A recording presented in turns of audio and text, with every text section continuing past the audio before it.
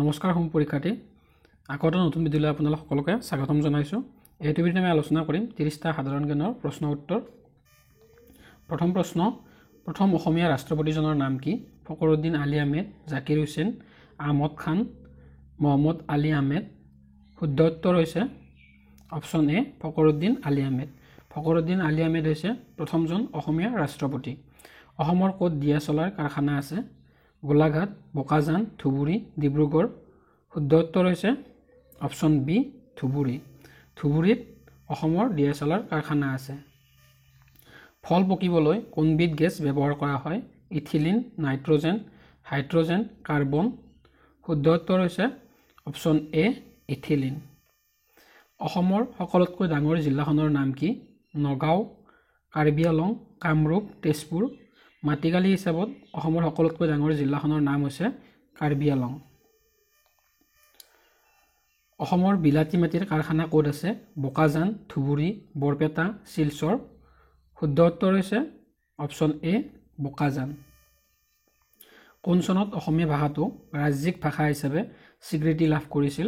1961, 1967, 1947, 1911। চাৰিটা অপশ্যনৰ ভিতৰত শুদ্ধ অপশ্যনটো হৈছে অপশ্যন এ 1967 চনত অসমীয়া ভাষাটো ৰাজ্যিক ভাষা হিচাপে স্বীকৃতি লাভ কৰিছিল।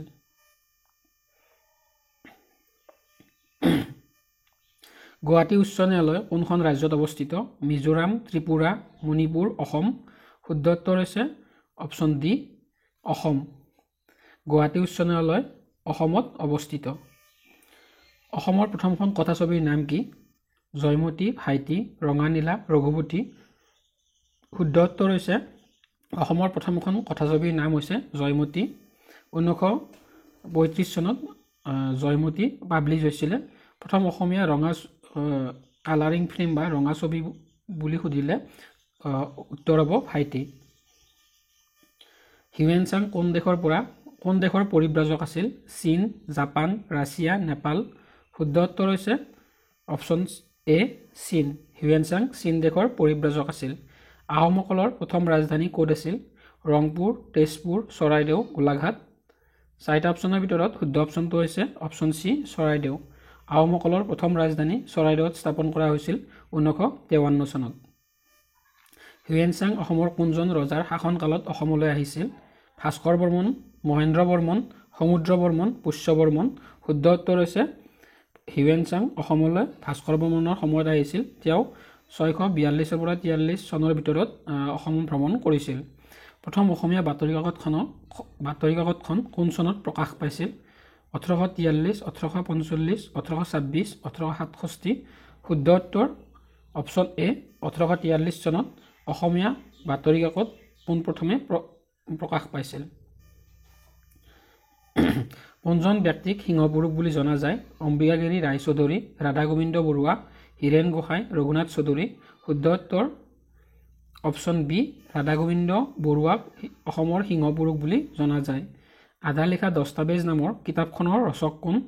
মামণি ৰয়ছম গোস্বামী, হেমচন্দ্ৰ বৰুৱা, মণিৰাম দেৱান, শকুন্তলা দাস।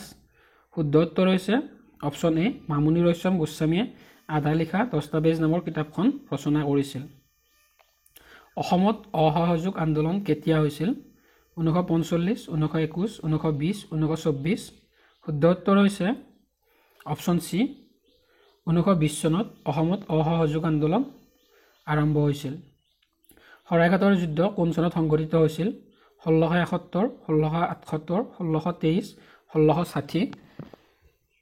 শুদ্ধ উত্তৰ হৈছে 1671 চনত শৰাইঘাটৰ যুদ্ধ সংঘটিত হৈছিল। অসমত কোন চনত চাহ আৱিষ্কৃত হৈছিল? 1878, 1841, 1823, 1847। শুদ্ধ উত্তৰ হৈছে অসমত 1823 চনত চাহ আৱিষ্কৃত হৈছিল। গোলাম নামৰ কিতাপখনৰ ৰচক কোন? সৌৰভ কুমাৰ চলিহা, অমিয় কুমাৰ বৰা, হীৰেণ গোহাঁই, মামণি ৰয়ছম গোস্বামী। শুদ্ধ উত্তৰ হৈছে অপশ্যন এ সৌৰভ কুমাৰ চলিহাই গোলাম নামৰ কিতাপখন ৰচনা কৰিছিল। বাণ থিয়েটাৰ কোন চনত স্থাপন কৰা হৈছিল?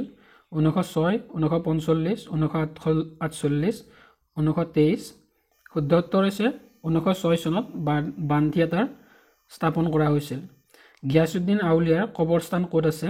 বৰপেটা, ধুবুৰী, হাজো, কৰিমগঞ্জ। চাৰিটা অপশ্যনৰ ভিতৰত শুদ্ধ অপশ্যনটো হৈছে অপশ্যন চি হাজো। গিয়াছুদ্দিন আউলিয়াৰ কবৰস্থান হাজোত অৱস্থিত। অসম সাহিত্য সভাৰ প্ৰথম অধিৱেশন কেতিয়া হৈছিল? 1923, 1920, 1917, 1926। শুদ্ধ উত্তৰ হৈছে 1917 চনত অসম সাহিত্য সভাৰ প্ৰথম অধিৱেশন শিৱসাগৰত অনুষ্ঠিত হৈছিল। অসম সাহিত্য সভাৰ প্ৰথমগৰাকী সভাপতি কোন আছিল? পদ্মনাভ গোহাঁই বৰুৱা, ৰঘুনাথ চৌধুৰী, হেম বৰুৱা, নলিনীবালা দেৱী। শুদ্ধ উত্তৰ হৈছে অপশ্যন এ পদ্মনাভ গোহাঁই বৰুৱা অসম সাহিত্য সভাৰ প্ৰথমগৰাকী সভাপতি আছিল। কামাখ্যা মন্দিৰ পুনৰ নিৰ্মাণ কোনে কৰিছিল? চন্দ্ৰগুপ্ত, নৰনাৰায়ণ, চিলাৰায়, ভাস্কৰ বৰ্মন। শুদ্ধ উত্তৰ হৈছে নৰনাৰায়ণ। কামাখ্যা মন্দিৰ পুনৰ নিৰ্মাণ নৰনাৰায়ণে কৰিছিল। ভাৰতৰ ৰাজধানী কলিকতাৰ পৰা দিল্লীলৈ কেতিয়া তুলি নিয়া হৈছিল? 1911, 1923, 1956, 1924। শুদ্ধ উত্তৰ হৈছে 1911 চনত ভাৰতৰ ৰাজধানী কলকাতাৰ পৰা দিল্লীলৈ স্থানান্তৰ কৰা হৈছিল। উমানন্দ মন্দিৰ কোনে নিৰ্মাণ কৰিছিল? শিৱসিংহ, গদাধৰ সিংহ, ৰুদ্ৰসিংহ, ৰাজেশ্বৰ সিংহ। চাৰিটা অপশ্যনৰ ভিতৰত শুদ্ধ অপশ্যনটো হৈছে উমানন্দ মন্দিৰ গদাধৰ সিংহই নিৰ্মাণ কৰিছিল। উমানন্দ মন্দিৰ কোন চনত নিৰ্মাণ কৰা হৈছিল? 1693, 1637, 1678, 1694। শুদ্ধ উত্তৰ হৈছে অপশ্যন ডি 1694 চনত গদাধৰ সিংহই উমানন্দ মন্দিৰ নিৰ্মাণ কৰিছিল। ডিগবৈ তেল শোধনাগাৰ কেতিয়া স্থাপন কৰা হৈছিল? 1889, 1835, 1867, 1856।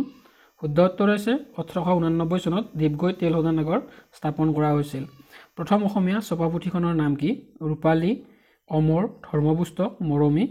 শুদ্ধ উত্তৰ হৈছে প্ৰথম অসমীয়া ছপাপুথিখনৰ নাম হৈছে ধৰ্মপুস্তক। কটন কলেজ কেতিয়া প্ৰতিষ্ঠা কৰা হৈছিল? 1901, 1978, 1956, 1947। শুদ্ধ উত্তৰ হৈছে 1901 চনত কটন কলেজ স্থাপন কৰা হৈছিল। তো আজিৰ ভিডিঅ'টোৰ শেষৰটো কুৱেশ্যন, সত্ৰীয় নৃত্যই কোন চনত ৰাষ্ট্ৰীয় মৰ্যাদা লাভ কৰিছিল? 2009, 2007, 2000, 2001। চাৰিটা অপশ্যনৰ ভিতৰত শুদ্ধ অপশ্যনটো হৈছে 2000 চনত সত্ৰীয় নৃত্যই ৰাষ্ট্ৰীয় নৃত্যৰ মৰ্যাদা লাভ কৰিছিল। তো আজিৰ ভিডিঅ'টোৰ ইমানখিনিয়ে, ধন্যবাদ।